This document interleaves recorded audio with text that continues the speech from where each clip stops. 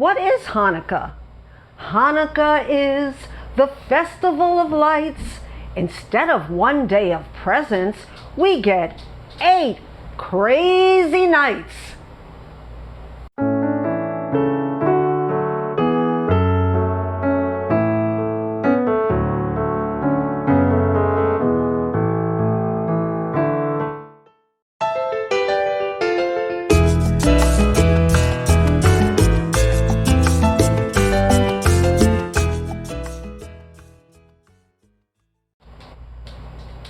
Aloha friends. Today is very exciting to me because I was tagged. This is my first tag ever, so thank you Hannah's Books for tagging me. And the tag was from another one of my booktuber friends, Taking Tea with Catherine. And all of this is called the gift giving tag, by the way. And I will have all the names below in the description box. Okay, and for those who celebrate Hanukkah, happy Hanukkah, or happy holidays for whatever you celebrate. Okay, so there's 10 questions, and I'm going to go through them as quick as I can. The first one is, do you give books as gifts? If so, to whom? I give books to my daughter. She's the only one I give books to. None of my friends, and I don't have many friends, would appreciate a book for a present, unfortunately. Reading is not a value around where I live. So I don't give books except to my daughter, and I'm giving her one for Hanukkah. Okay, number 2. Do you receive many books as gifts? Are they usually successful? Unfortunately, again, I don't receive books as gifts. My daughter did buy me one gift, again my daughter, and occasionally my partner Jackson will buy me a blank book because he knows I write and I love blank books. But no to that one too, unfortunately. Number 3, when you buy yourself books, do you think of them as gifts? Everyone said that I've listened to said no, but I say yes. Every book, I'm on a very limited budget, so every book I get is a gift. Every book to me is a gift. And yes, when I am able to buy a book, I really appreciate it and I consider it a gift. I think I'll keep my glasses on because I keep on taking them off. Okay. Do you consider used books to be acceptable gifts? I don't mind if a used book is given to me, but I don't think it's an acceptable gift to give to somebody else. A lot of people, and I'm going to mention my daughter again, is she's into cleanliness, especially with the COVID thing going on. She would never accept a used book, but I do, and I buy them, but I wouldn't give them to anybody. Number 5, if you can receive a gift card for any bookshop, book, website, which would you choose? This is a hard one because the bookshops that I used to go to, like in New York, there was the mystery bookshop. Probably I would have picked that one because I love mysteries so much. But I don't know if there's any specialty bookstores anymore. There's something called Book Riot that they keep on sending me advertisements, but I don't really know them that well. But I think that if I was going to pick a bookstore, it would probably be an independent famous one like City Lights in San Francisco or the Strand in New York, where I'm from. Otherwise, just send me an Amazon gift card. I mean, let's face it, we spend Amazon anyway, and they have everything. I mean, I don't like that he's making that much money, but, you know, this is a capitalist society. So, but I would pick an independent bookstore. Okay, number 6, gift wrapping, gift bag, bear presentation.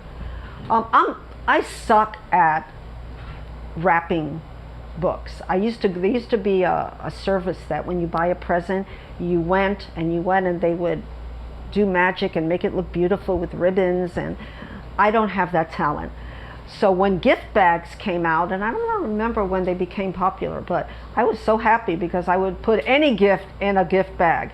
It's easy, you don't have to work for it. I don't know about less to the landfill though, I guess not. But a bear book as a present, well, I don't give many books as presents, but yeah, I like any present I would put in a bag. Okay. 7, can you communicate to others when a book is a lend and not a gift? No. If I give a book out, it's always a gift. There was only a few books that I've ever given to other people from my library, and usually they were like breakup books, and I would just buy like 3 or 4 of them and just give them away. I don't have books that I would lend to anybody and not expect it to be kept. So that's my answer to that. Number 8, have you ever given someone an ebook? I don't read ebooks. I don't take them out of the library. I don't like them, so I wouldn't give them. Maybe it'll change, but with my cataract operation coming up, I don't think I'm going to be reading ebooks. I just don't enjoy it. I want to feel the physical copy of a book. And name 5 books you'd love to receive as gifts. Okay, I have my little paper here. My first book would be Julia Cameron's The Artist's Way Every Day, but when I looked on Amazon, she has a new book called It's Never Too Late to Begin Again. And that sounds right up my alley because I'm old. The second book is called The Midnight Library. And I watched a video of a small booktuber who gave a wonderful summary of that book and made me want to read it. It's basically, and it's by Matt, I don't know how you pronounce his name, Haig. And it's supposed to be sort of like a fantasy, but not really a fantasy, about mental illness.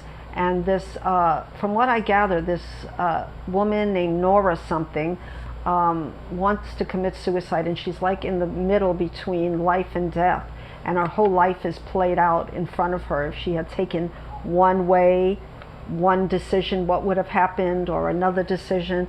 And I heard it's not a heavy book, even though it's about suicide, that it's sort of even light. And I'm just curious. I would like to read that. But it's kind of new, so I don't want to spend the money. I can't afford to spend the money. My number 3 book is called The Road to You by Harper Bliss. And it's, from what I gather, it's a lesbian romance. And I have someone close to me who I think would appreciate that kind of book. So, yeah. I think it's about like opposites. Do opposites attract? And I think it's really romantic. So this author wrote also The French Kiss, that's supposed to be, I think, set in Paris or something. And it's really very popular. So I haven't read any of these books, but I would want that one to give as a present, since this is a gift book tag. The next book is Man's Search for Meaning by Viktor E. Frankl. Now, this book I had mistakenly thought was Night by Elie Wiesel when I gave my favorite books of all times, or the authors that I respect. And I'm not taking away anything from Elie Wiesel's book, because it's very moving. But Viktor Frankl's book, Man's Search for Meaning, it not only goes into his experiences in the Holocaust, but also his method. He was a psychiatrist. He was actually doing a study when he got caught by the Nazis, and he's carrying all his books, and I never forgot that part where he's carrying all these heavy books, and he thinks that he's going to keep on doing his research, and then he's stripped down to nothing until he realizes that what do we really have but ourselves. And during his stay, I'd like to say his imprisonment in Auschwitz, he came up with a theory called logotherapy, which is imagining something good so much that you can see it and then it becomes reality. I don't know if I'm explaining it well enough, but the book itself it's a masterpiece. It was written in 1946, and being Jewish and also Puerto Rican, but I was never allowed, as I said in another video, to read any Holocaust memoir. I didn't know what really the Holocaust was, except that it was something terrible. So when I was able to buy my own books, I started reading, and they weren't teaching this book in school or any Holocaust memoirs, except maybe the Diary of Anne Frank. But so I started collecting Holocaust World War II books, not only about concentration camps, but about the people that saved other Jews and other people, and also about the resistance. And there's a great book that is called A Train in Winter, and I don't remember the name of the author, but I'm going to do another video coming up, not very soon, but coming up with some Holocaust books that touched me. So, but this book, Man's Search for Meaning, I think it's helpful not only to remember the Holocaust, but it's also important for people who have trauma in their lives and they're trying to get over it, because even though he was a strong man, he lost his wife when they were separated, and she passed away. She was murdered. Not in the ovens, but she died because of the treatment or the non-treatment that was given to the people, the prisoners. So the fact that he was able to go on and remarry and be happy and teach other people how to be happy makes this a vital book in my view. Well, that's the end of my gift giving tag, and I want to thank Hannah again. Hannah's books.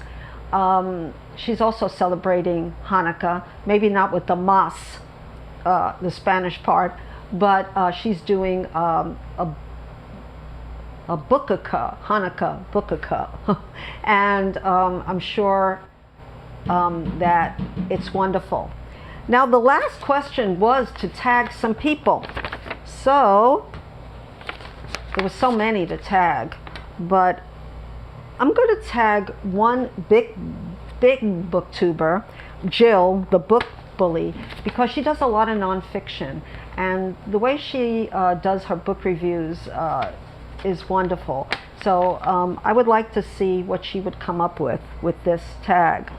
My next tag is Ange with an E, and she has a very soft voice that's very soothing to me, and I would really suggest that everybody watches her. I think she's from Scotland. Sounds like she's from Scotland because of her accent, and she's a small booktuber. Now, Ka-Zen, with Always Doing, she's so kind to me, and her vlog, her recent vlog, she does teas. Now, if you know anything about me, I love tea, but she's a wonderful booktuber, and though I don't like everything that she likes, I just love her, the way she presents things. She's very calm presence also, and I'm sort of a jumpy presence, and plus she's just a wonderful person.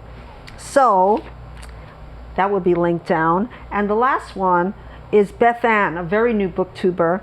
Her, and I'm not going to say this right, but it's Beth Ann Bruniniga Sokolar. And that's, I'll have that down. And so she's like me, she goes with her name, though that wasn't originally what I wanted to do, but anyway. Now, I just wanted to end with something else. One book that I have that I didn't mention, but that would be one of my favorite books, or one book that I would want, is called The 30-Day Heart Tune-Up by Steven Masley. Now, I don't know if people saw my last video where I was getting tested for this condition called peripheral artery disease, or PAD, peripheral artery disease. And the doctor kind of scared me. I had to take my first pill today. It's a pill that's supposed to lower my cholesterol. And what he said to me was, it's not a death sentence. Well, I didn't want to hear the word death anyway. But I have a funny story, because I go to a teaching hospital. And teaching hospitals are really good, but the clinics, sometimes we have the poorer people, like me, and people even, I say even poorer, but homeless people, etc. So we have our intern, and then we have the doctor who's overseeing. So you get a really good medical care, but I have to travel really far. But the intern, he was a Asian guy, and he got such a kick out of me.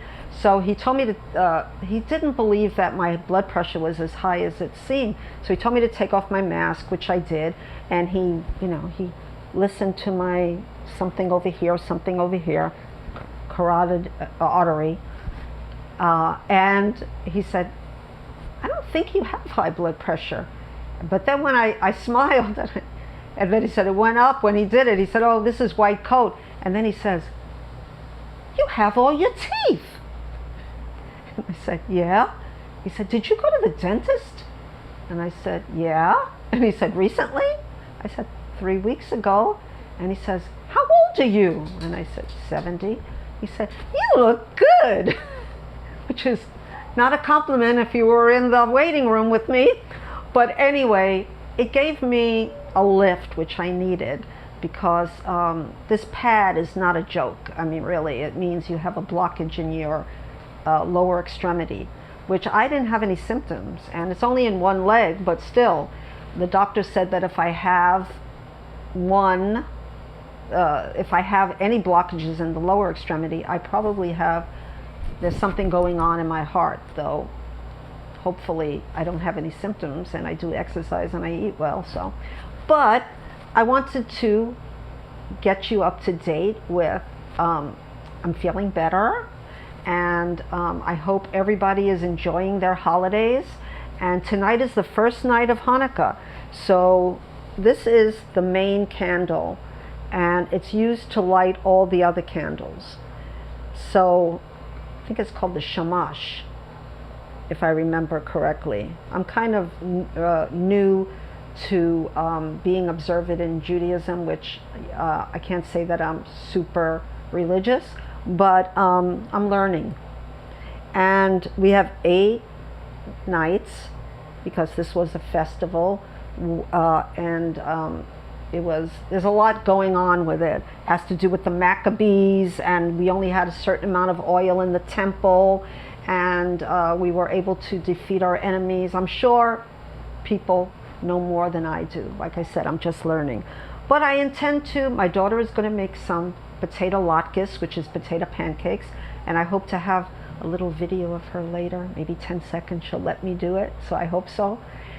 And all the people that thank me, and I shouldn't say thank me, but they reached out to me about when I was depressed and down. That really meant so much to me.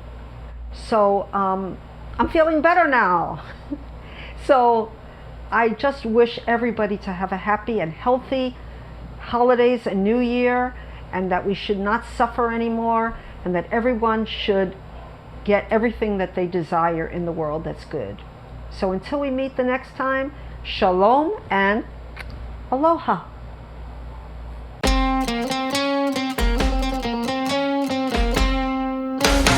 Hanukkah, oh Hanukkah, come light the menorah. Let's have a party, we'll all dance the hora. Gather round the table, we'll give you a treat. Says evil mean to play with your life as we see. And while we are playing, the candles are burning.